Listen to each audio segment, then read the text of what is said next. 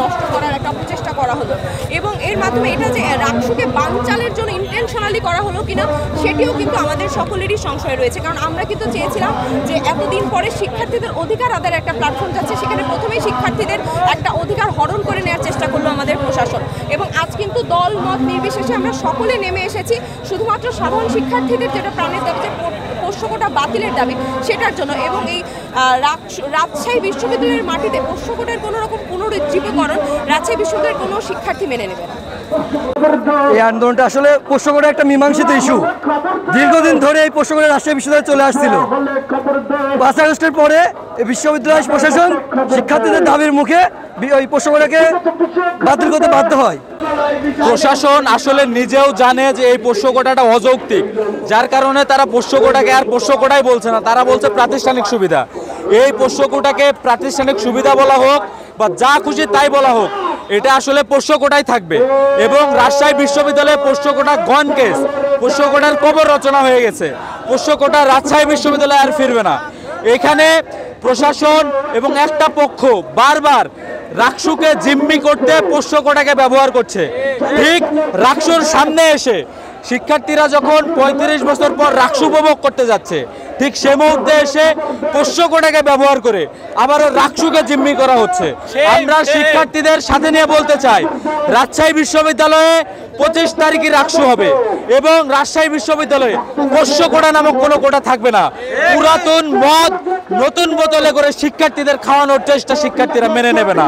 রাজশাহী বিশ্ববিদ্যালয়ে পোষ্য কোটা নমর। কিছুক্ষণ আগে খবর এসেছে যে পোষ্য কোটা নাকি পুনর্বহাল হয়েছে। আমি আগেই বলেছিলাম এই ক্যাম্পাসে রাকসু বানচালকারী গোষ্ঠী কিন্তু খুবই তৎপর, না হলে এতদিন 35 বছর ধরে রাকসু কিন্তু বন্ধ থাকতো না। তারা রাকসু যখন বাস্তবায়িত হওয়ার পথে একেবারে শেষ সময়ে এসে পোষ্য কোটার মতো একটা মীমাংসিত ইস্যু সামনে নিয়ে এসে রাকসু বানচাল করার চেষ্টা করতেছে। তারা এখানে শিক্ষার্থী, শিক্ষক, কর্মকর্তা, কর্মচারী সবাইকে ত্রিমুখী অবস্থানে ফেলে দিয়েছে। এইটা তাদেরকে আমরা সতর্ক করে জানাতে চাই, এখানে কিন্তু শিক্ষার্থীরা সবাই এক। আপনারা কখনোই এটা নিয়ে, এই পোষ্য কোটা নিয়ে তালবাহানা করবেন না এবং রাকসু কখনোই আপনারা আর বানচাল করতে পারবেন না। রাকসু 25 তারিখে হবেই এবং পোষ্য কোটা নিপাত যাবে ইনশাআল্লাহ। সকল স্বৈরশাসকের বিরুদ্ধে লড়াকু সংগঠন, শত সহস্র সংগ্রামের রক্তদান সংগঠন বাংলাদেশ জাতীয়তাবাদী ছাত্রদল রাজশাহী বিশ্ববিদ্যালয় শাখার পক্ষ থেকে বিপ্লবী সালাম।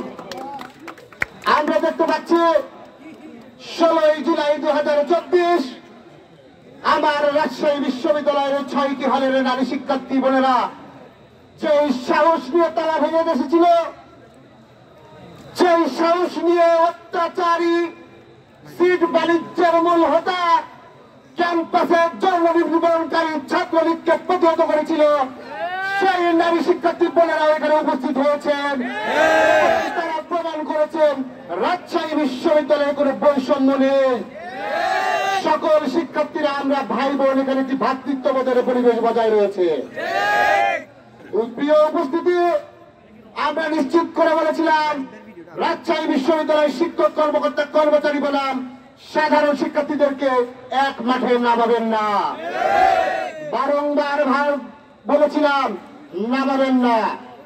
যখনই সাধারণ শিক্ষার্থীরা 36 বছর পরে তাদের গণতান্ত্রিক মতামত দেওয়ার একটি মঞ্চ, বহুল আকাঙ্ক্ষিত ছাত্র সংসদ নির্বাচনের 2025 অনুষ্ঠিত হতে যাচ্ছে, ক্যাম্পাসে একটি উৎসব মুখর পরিবেশ এবং কোন হানাহানি, কোন ট্যাগিং, কোন ফ্রেমিং, কোন বুলিং ব্যতীত সেই ছাত্র সংসদের নির্বাচনের একটি হাওয়া বইছে, সম্প্রীতির একটি ক্যাম্পাস বইছে, যেখানে সকল সংগঠন কাঁধে কাঁধ মিলিয়ে সৌহার্দ্যপূর্ণ সম্পর্ক রেখে একটি নির্বাচনের দিকে এগিয়ে যাচ্ছে।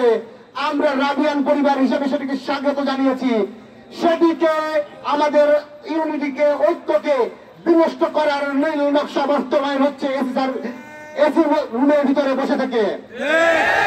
আমি একটি কড়া ভাষার কথা বলে দিতে চাই, সেই নকিব বৈষম্য বিরোধীর সুবিধাভোগী, সেই নকিব মনে হয় আজ আর বেঁচে নেই।